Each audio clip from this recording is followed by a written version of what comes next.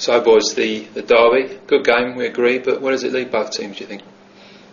Still leaves Newcastle United in a big mess, a big hole that they're going to struggle to climb out of. Still, if you look at the fixture list, that was as you say, it was a great game, probably great for a neutral, but for myself, sitting on the edge of the seat and having Mickey Horswell behind us screaming every Sunderland decision all the way through, it was a pretty difficult day, and I did fear the worst at one point when Sunderland were on top, but I don't think Sunderland are out of the woods yet either, but I think, to be fair, I don't really care about Sunderland, to be honest, but from Newcastle United's point of view, I think it was a wasted opportunity because of the games that are coming up. It's another must-win game they haven't won, effectively, isn't it? They keep saying that. They've drawn 5 of their 12 Premier League home games now, and that's too many. If they'd have won two of them, they're 4 points better off. And they're not. And we keep saying that they've got to start winning these games eventually, and they keep getting these home games, keep drawing them, and they're not. They don't really look capable of winning. So in some respect, it was a much better performance. So if you're looking at it like that, that's a positive to take out of it. For the second half, they played really well, looked the better team, but they haven't won the game, and you just start to worry that how many more chances they're going to waste. Yeah, I guess looking at it glass half full perspective, it could have been worse. Sunderland on the break, albeit, went very close late on. I was a bit disappointed with Sunderland, actually, to be perfectly honest. I thought they played well first 20 minutes. I thought they were on top then, and even when they scored, they'd kind of started to lose their way a little bit.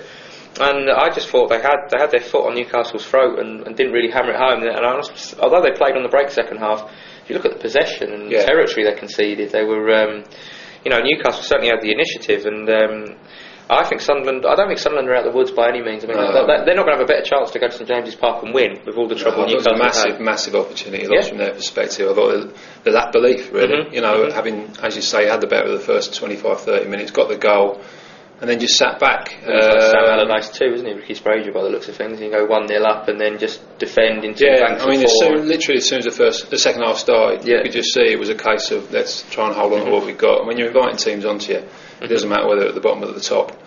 You're probably going to be made to suffer, and that's what happened. Personally, I think obviously Sunderland have got that very slight cushion. It is just a slight cushion.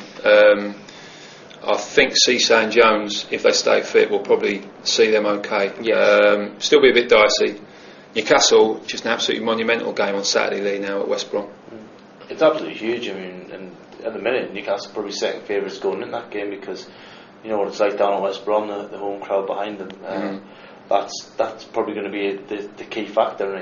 You never want to see Newcastle are going to get beat, but if they do get beat, the close proximity at the bottom of that table, I've never known anything like it, to be honest. Normally there's one team that is down and out by this stage, but you can't put your finger on one team that's going to do it.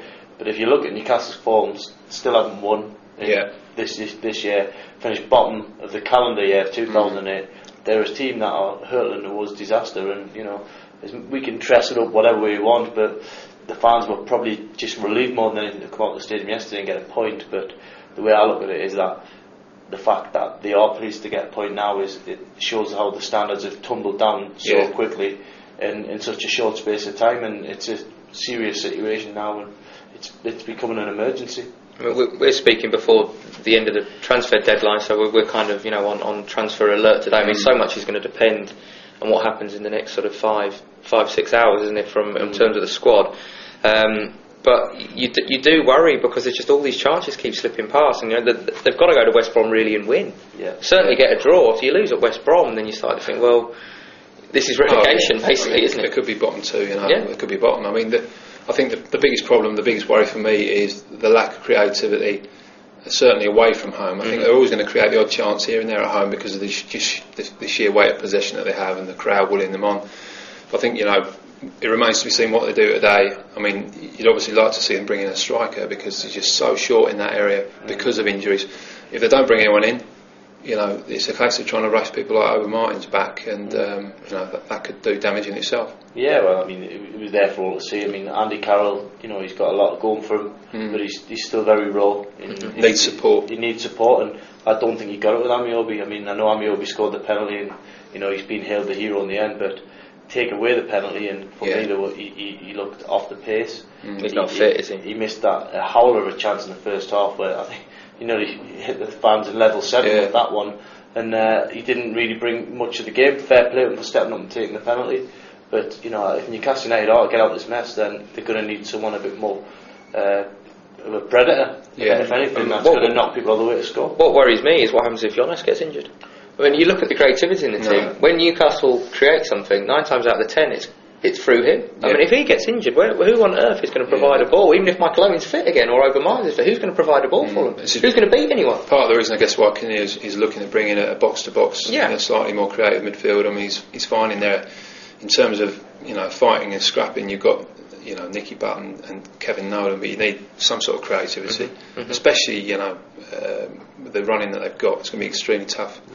Looking ahead to Saturday, I mean, how do you see things at West Brom? I mean, I personally would again, from Newcastle United's part, be relieved with a point, even though in the great scheme of things it probably or might not be enough. Well, every point's a step in the right direction. I get that's the way to look at it. I mean, they keep collecting points. In theory, they'll be all right, but I mean, they've got to start winning games, and I think it'd be a real statement if they went down to West Brom and won. Did something like they did at Portsmouth. Yeah. Went down there, win the game, and then suddenly that's 3 points off a relegation rival. You're instantly pushing them further into trouble, and you're getting out. And I just think confidence. They just need a win from somewhere to get that belief. Because I think, as you say, it was nervous against Sunderland, wasn't it? It was even when they were on top, you could tell there wasn't really that self-belief there.